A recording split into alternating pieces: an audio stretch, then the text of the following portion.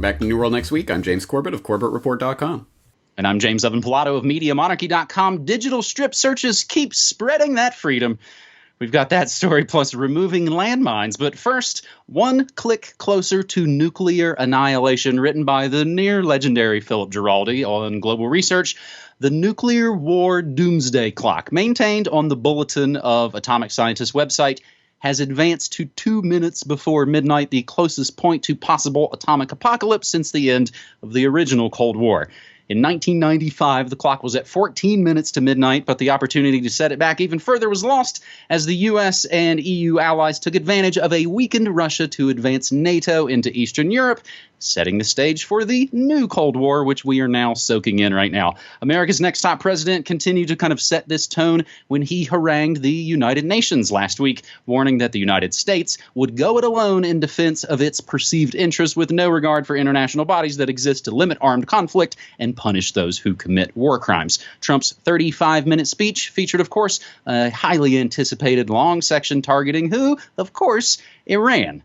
The emotional description of disrespecting neighbors, borders, and sovereign rights actually fits the U.S. and Israel to a T way more than Iran. The U.S. has soldiers stationed illegally in Syria, while Israel bombs the country on an almost daily basis. So who's doing the disrespecting? Washington and Tel Aviv are also the principal supporters of terrorists in the Middle East, not Iran, arming them, training them, hospitalizing them when they are injured, and making sure they continue their fine work in attacking Syria's legitimate government. And as for most dangerous weapons, Iran doesn't have any and is a signatory to the Non-Proliferation Nuclear Treaty, of which Israel and the U.S. are not signatories to. And in the last week, we have had Mad Dog Mattis, Hellfire Haley, I just came up with that one, and Dark Act Pompeo all beating the war drums. Even, of course, the U.S. Congress critters getting into the act, a bipartisan group of U.S. senators who were carefully briefed on what to think by the Israeli government, warned after a trip to the Middle East that war between the U.S. and Iranian proxies is imminent. Philip Giraldi wraps up his article by saying, if this is making America great again, we might just settle for making it good so we could possibly avoid doomsday midnight. James? Yes, well, I think our regular viewers will probably need no elaboration on the point that the neocon, bloodthirsty, warmongering criminals that infest every layer, that have been appointed to every layer of the Trump administration by Trump himself, are clamoring for war. Bombs Away Bolton and Hellfire Haley and all of these critters are clamoring for war at every opportunity, so that should be no surprise. And for people who are not up to date on this, I strongly suggest you go and read that Philip Giraldi article in its entirety, because he lays out the case in all the different ways, all the different boogeymen that are coming along to take the crosshairs of the U.S. State Department and foreign policy generally. So we know things are, as they always are, I suppose, on a knife edge, but seemingly even more so than usual at this point. And it seems like the big buildup towards Iran is continuing, as it has been for a decade and a half. Well, a lot of people can shrug their shoulders, roll their eyes, and say, well, they haven't done it yet, so they're not going to. Well, you keep saying that until it happens, right? And who knows what events might be in the works to make such an event happen, given that people like Giuliani and the other 9/11 war criminals are still hovering around this administration. That should be worrying to all. But I want to pick up on a different aspect of this. It's not just the warmongers and the criminals who are clamoring for these wars and trying to hype it up in the public sphere. It's also the alt media can play into this by exaggerating, amplifying, sensationalizing, and otherwise playing up discord that will help to foster discord in real life. It's a self-fulfilling prophecy. What am I talking about? Well, for example, Jason Ditz over at antiwar.com has this article up. U.S. would preemptively destroy Russian warheads, Envoy warns. Basically talking about U.S. Ambassador to NATO Kay Bailey Hutchinson appearing to threaten war against Russia in comments Tuesday, saying the U.S. was prepared to preemptively take out certain Russian missiles that the U.S. objects to Russia having. Wow, crazy. Well, not surprising, but wow, this is a huge escalation, right? They're actually threatening preemptive war. until you click through to the link that he provides to that source of what he's going from. It's a Reuters article that specifically says, and Hutchison clarifies that she did not refer to preemptive strikes and blah, blah, blah. So, whatever, you can take, I mean, yeah, there's 7 layers of this, and maybe it was the wink and the nod towards, we will blow you to smithereens without actually coming out and saying it and blah, blah, blah. But when the alt media reports it, they should report it with that nuance and say, well, actually, she said that this is not about preemptive strikes. Rather than headline, preemptive strikes, we're going to war with Russia. That amps things up. The alt media can play into this and make things even worse. So I think there's a responsibility that we need to have as independents to not play into this fear cycle and the doom porn cycle as it ratchets up, because there's no ratcheting that down once it gets started. And unfortunately, we can play into it and do the propagandists work for them. And we really do seem to be back in the 9/11 era of all the neocons are back, and even the interesting things kind of going on in the news and the propaganda sphere. Really interesting. It doesn't seem to actually get as much coverage as I would imagine it to get, but I will include it as a related in this. Anthrax false flag Redux. Pentagon got 2 packages of deadly poison ricin yesterday. And to continue the sort of neocon Bush rehabilitation push, there's a new trailer out today for the Dick Cheney movie called Vice. And it's interesting to sort of see the mainstream media again almost, sort of love and act like they miss George Bush. And maybe in this case, they'll sort of continue to demonize the bad Cheney as the propaganda just continues to roll onwards and onwards. On this episode 354 of New World Next Week, our second story takes us to the digital strip searches. As the headline from Activist Post, digital strip searches increasing at borders, refusal could lead to $5,000 fine. Apparently, the era of digital papers, please, is upon us. Earlier this year in March, Activist Post reported on allegations that travelers on domestic flights within the United States had received warrantless requests to inspect their digital devices. The allegation led to an as-yet unresolved lawsuit, at least unresolved to our knowledge here in this article. And again, everything we say and mention will always be included down in the show notes. An as-yet unresolved lawsuit filed by the ACLU of Northern California against the TSA, while not being aware of further reports coming out of the U.S. about demands for digital device searches. New Zealand says, hold my beer, and has now openly declared it as a policy. As Radio New Zealand reports, the Customs and Excise Act 2018, which is now in effect, sets guidelines around how customs can carry out digital strip searches. Previously, customs could not stop anyone at the border and demand to see their electronic devices. However, the law did not specify that people had to also provide a password. The updated law makes clear that travelers must provide access, whether that be a password, PIN code, or fingerprint, but officials would need to have a reasonable suspicion of wrongdoing. It is a file-by-file search on your phone. We're not going into the cloud. We'll examine your phone while it's on flight mode, Customs spokesperson Terry Brown said. And if people refuse to comply, they could be fined up to $5,000 and their device would be seized and forensically searched anyway. Travelers refusing digital search now face $5,000 customs fine. And James, I would just maybe ask the question, can you just put your fondle slabs into your suitcases and things and ship those away, or will they still demand to break into them?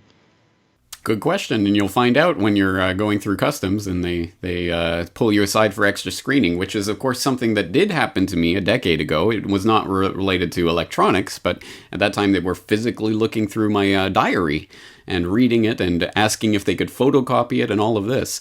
I told that story in the very first ever edition of Questions for Corbett, so people can go back for more details about that. But this is an issue I've had on my mind for many years because I've gone through this experience in the physical realm, so I can only imagine what it would be like in the digital realm, especially now that I'm a person of interest with this website that I have. So I certainly think about it when I'm crossing international boundaries, and that's why I try to leave behind electronics to the extent that I can when I go traveling. If I don't need to bring my phone, I ain't going to bring my phone.